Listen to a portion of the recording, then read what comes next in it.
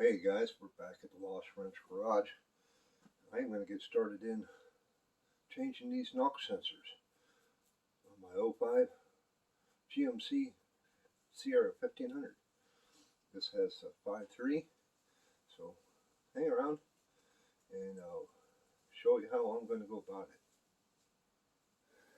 One thing about these 5.3s, I think it's '07 or '08 and older, they put the knock sensors underneath the manifold, so you got to pull the whole manifold.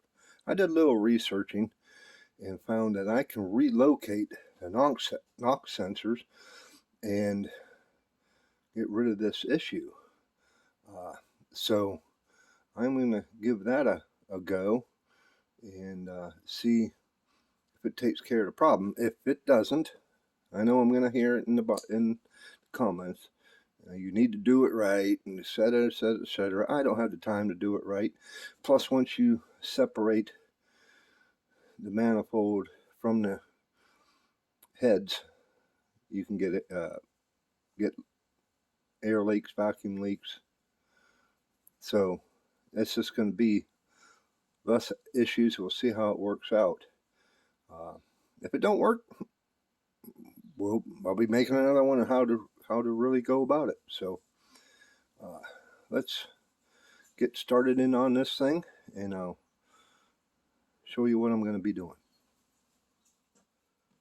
First thing we want to do is take a 8mm socket and remove the cover that is on the engine itself.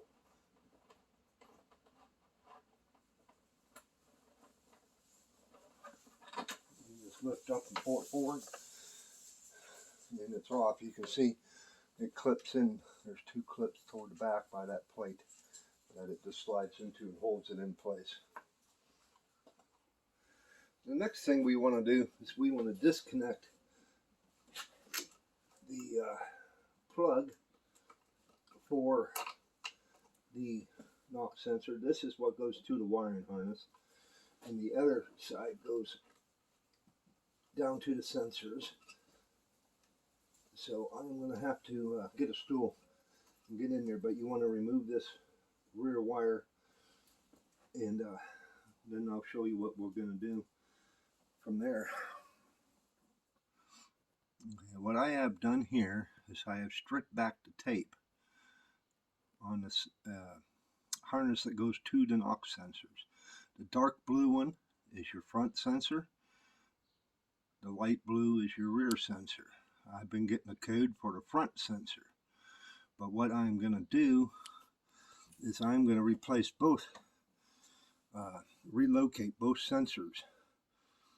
I'm going to just cut the wires, splice them back, put new wires, and I'm going to run the new sensors to outside from underneath the manifold. And I'll take you over here to the other side and show you. I have already done this. I need to move my lights and get some light down in there. And right there on the front of the head is already a threaded area to screw it into.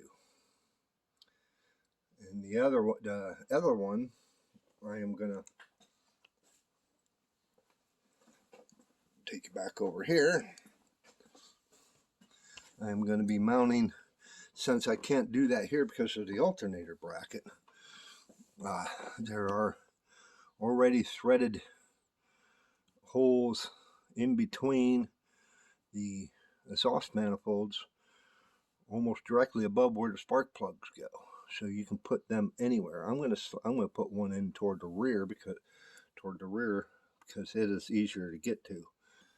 And just run two new wires, and if I ever do need to get back into pull the manifold to put them under where they originally go, I'm just going to buy a whole new wiring harness that goes to them, because this truck is almost 20 years old and wires do get brittle, so might as well replace it.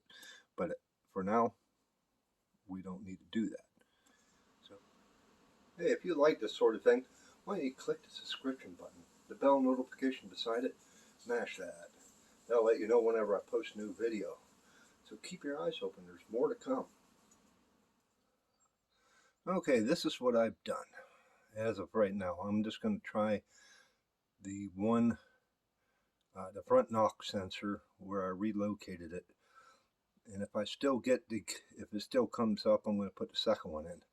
But it's easy to reach. It's right here.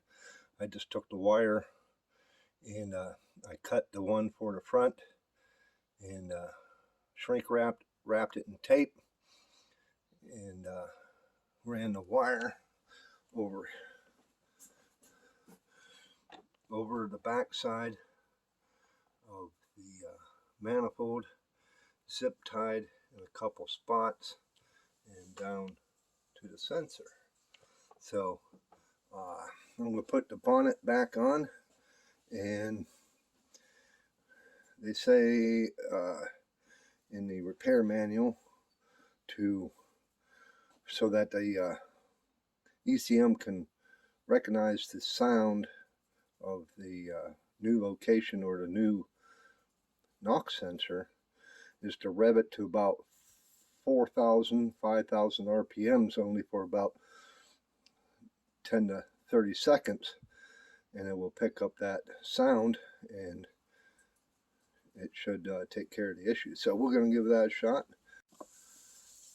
Oh, and I installed the other knock sensor just above the spark plug. You still can get to the spark plugs, no issue. If you're kind of wondering about the heat from the exhaust, it ain't gonna matter. It picks up sound. It doesn't.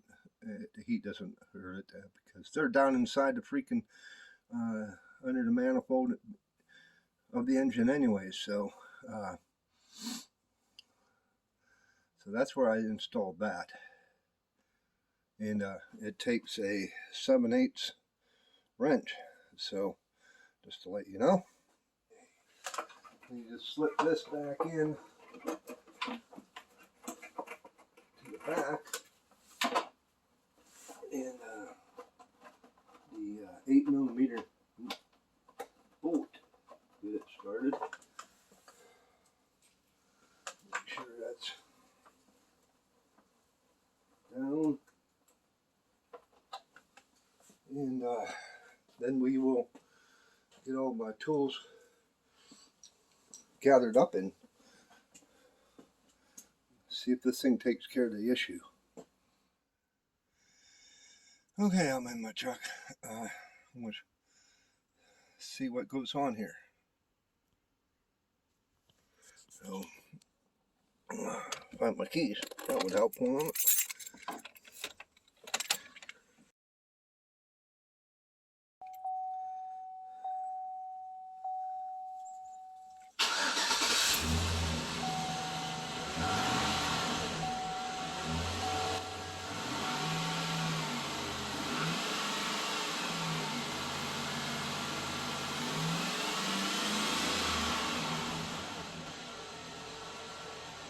Now I just got to figure out how to turn out that check engine light, which I'm hoping I can do that by just disconnecting the battery. I'll come out and I disconnected the negative battery post and just letting it sit. They say it takes about a minute maybe or so.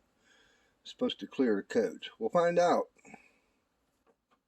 Now we got it reconnected, so let's go see what goes on, if this is going to work or not. I'll probably have to take it in to get the codes cleared. AutoZone or O'Reilly should be able to do that.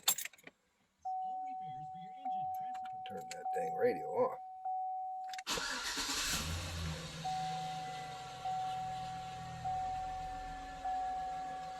The service 4-wheel drive light is on because it used to be you can see it over there, auto shift, but now it's on the floor. But that didn't work. If you'd like to support the channel, description down below is buy me a coffee. All the money that goes to that goes to giveaways for subscribers and that are members of Buy Me a Coffee. So once I hit $50, I do a giveaway. Every $50 I do a giveaway.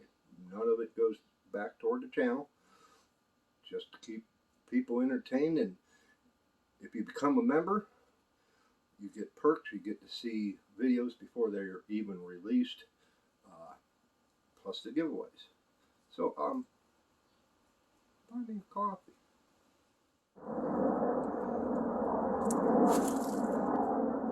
I was working and I hear these choppers, but I don't see them.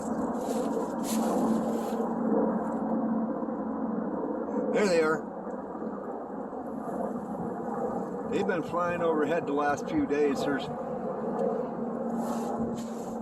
other day I'd seen 2 or 3 of them running in a row. I think that was yesterday.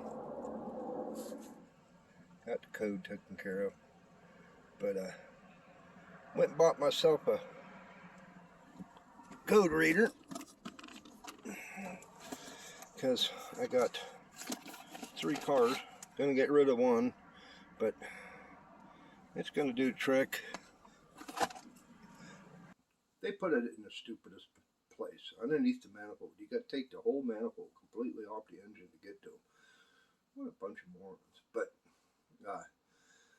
so if you locate them outside the engine, but that's what they did. Like I think it was 2008 or 9, they did that after that. It made it easier to access to change them out. So hey, why not do that now? Then you don't have to contend with doing that, pulling the manifold.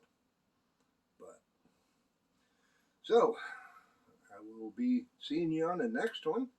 I got a few things I want to do, put some LED lights in and stuff like that, and change the rear shocks, just a few things. Be doing things with it throughout the summer.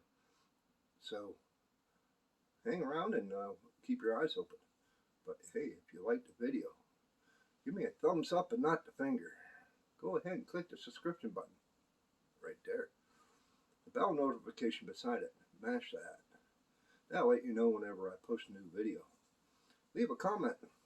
I always try to reply back to my comments. And I guess we will see you on the next one.